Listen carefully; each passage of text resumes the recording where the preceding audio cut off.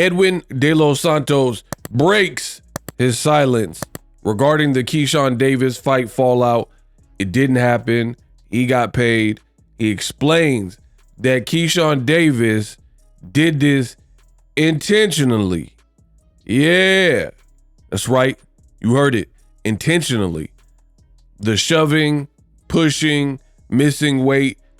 He believes that Keyshawn didn't really want that smoke. And as a result, he found pretty much a way out. So in this video where I talk about today's boxing news, we're going to go over that. Buckle up. Now, Edwin de los Santos did a brand new interview with Mill City Boxing, and he explains and expresses his thoughts. This is like the first, outside of like fight week stuff, this is the first interview that I'm seeing where it's post-fight and he's breaking it down outside of the fight week. So shout out to Mill City Boxing for that.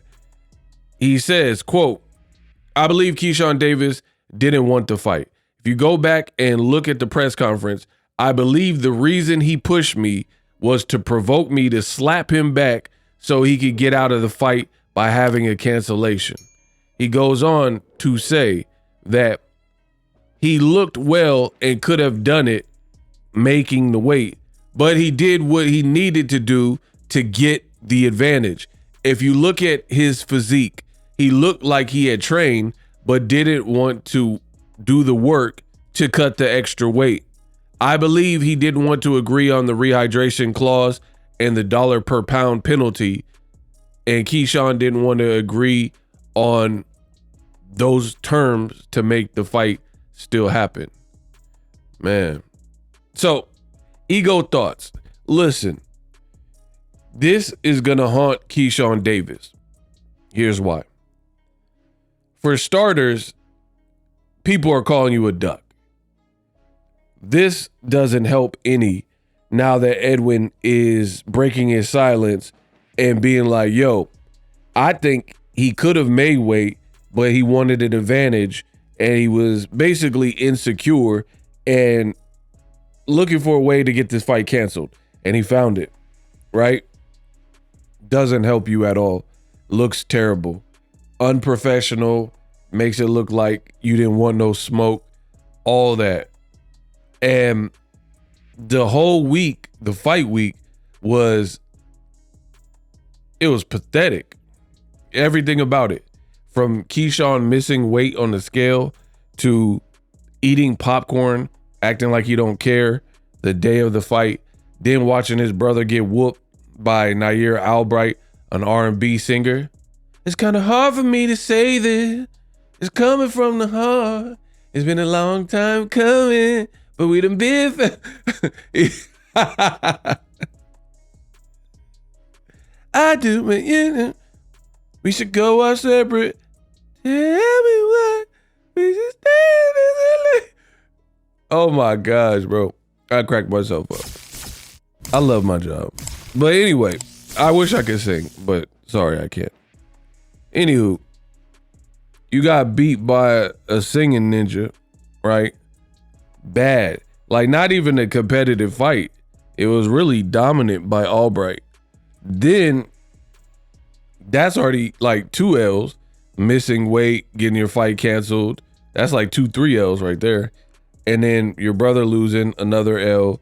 And then you try to exact revenge, and Keon and Keyshawn went into the man dressing room, locker room, and jumped him. I mean, why wouldn't this haunt him? And now you have a get out of jail free card, you think, and you're just going to 140. But I really don't like the way a lot of these fighters are moving in general, my personal opinion. For example, Keyshawn is like, oh, nobody wants to fight me, I'm avoided, yada, yada, yada. And then you have a great fight that your promoter secures for you that would show us something. As far as I'm concerned, Edwin de los Santos would have been the biggest test and best name on Keyshawn's record, and you squander it. There's no one else to blame. Take accountability. It was your fault, because I think Keyshawn maybe wanted to keep the fight going. I don't know.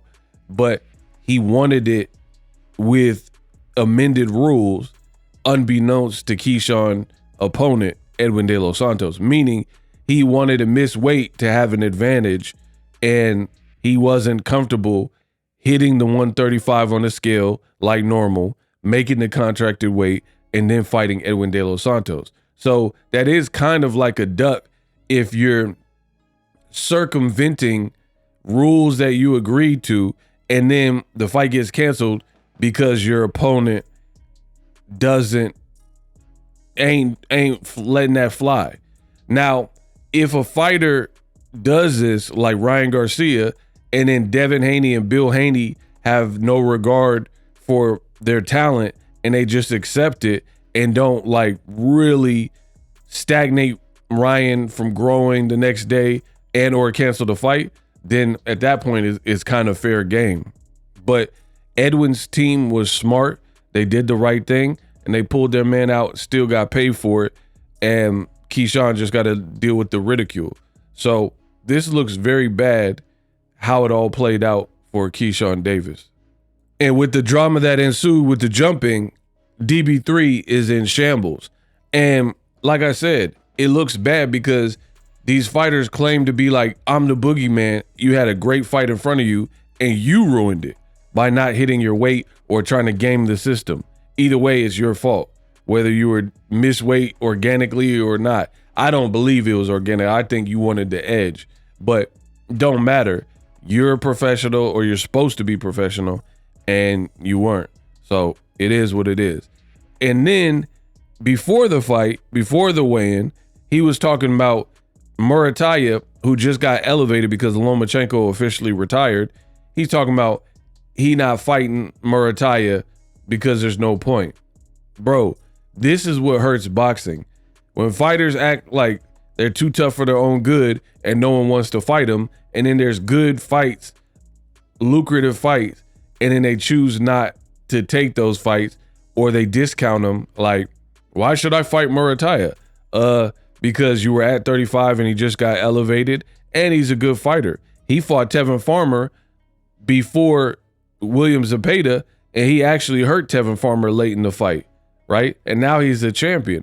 But just when it starts getting hot in the kitchen, now Keyshawn Davis is moving out of the division.